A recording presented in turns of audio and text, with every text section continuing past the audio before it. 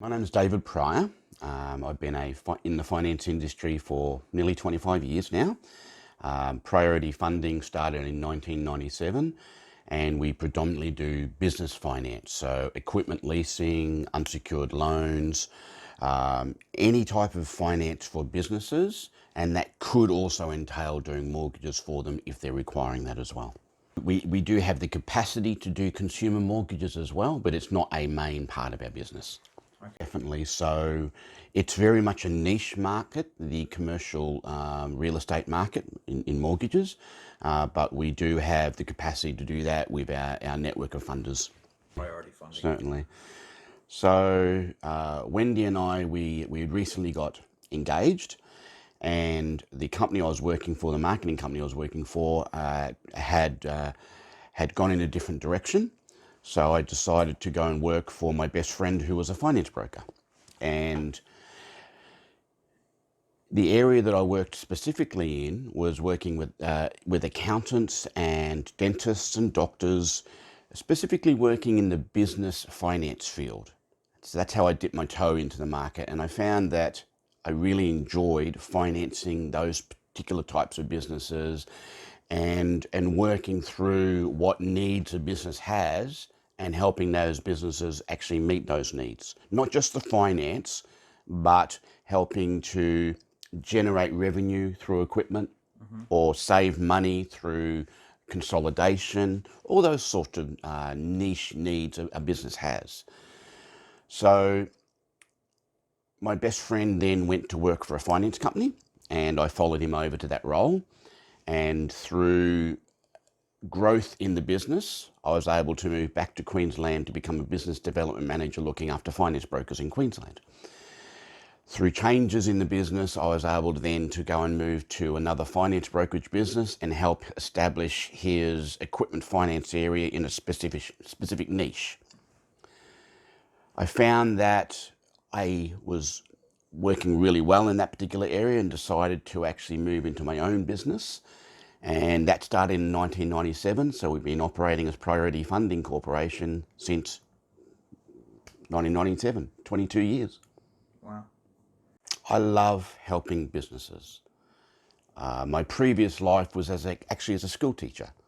So being able to have empathy with people, being able to listen to people, and then seeing the needs of whether it's a student or a business and knowing how to meet those needs. Now, I use the analogy because when you're in a classroom, you have children all learning the same topic, but there'll be many different ways of learning. So communicating something in different ways to meet different people's needs. So the same is with a business. So you might have a business who wants to buy equipment, but why are they buying that equipment? Is that to actually help generate them business? Is that to save them money? What niche needs does that business have that I need to be able to explore to help them the best? It's not just being able to provide money to somebody. It's being able to listen and provide a solution to somebody that best meets their needs today and in the future. I like it. I'd loosely call that your small to medium business.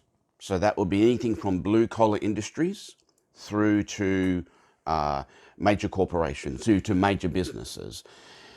See, every business can use finance for the benefit of their business if they're clever. Knowing what their specific needs are, whether it be a new PC so that they can actually keep up with their business, whether it's a new machine that helps them cut their costs enormously, whether it's a car for somebody that helps them to save money because their old car is getting expensive to run. And if I get them a new car, which then allows them to do longer distances or allows them to be a better presentation when they go and see their clients. All these sorts of things are niche needs for individual businesses. So to say what's my typical client is almost how long's a piece of string. Because I have funded that sole trader, I've funded that fish and chip shop, I've funded government departments, schools. it all comes down to people understanding what their needs are, and sometimes they don't. Sometimes they get sold a piece of product, equipment, or whatever it may be from a supplier, and you sit down with them and say, what's the best way of financing this to help you today and in the future? So sometimes a client comes to me and say, I want to do this equipment on this type of finance. And then you sit down with them and say, okay, so what are your overall needs? What's your strategy? And we might actually throw ideas up for the client that says, oh, okay, that's a good idea. Why not combine this with that? This is sometimes where you might do the mortgage because it might be cheaper. It might be better to do it that way. This might be where we use an unsecured loan to consolidate other debts. This might be where the client had ideas of actually financing 3 or 4 pieces of equipment, but they were looking at doing it over 3 or 4 months. So they would do 3 or 4 different small price deals, all at a higher rate. If you combine them all together, you get a lower rate across the board, which means ultimately they're saving their money. Solutions and then finding what works.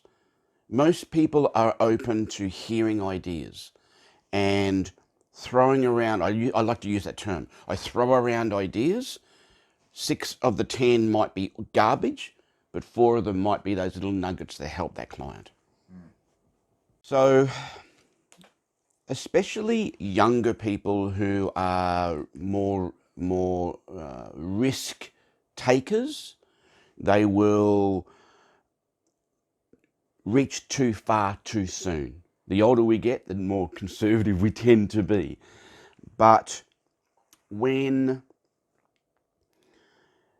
you look at a proposal, you look at an opportunity for somebody, this is where the listening is the most important thing.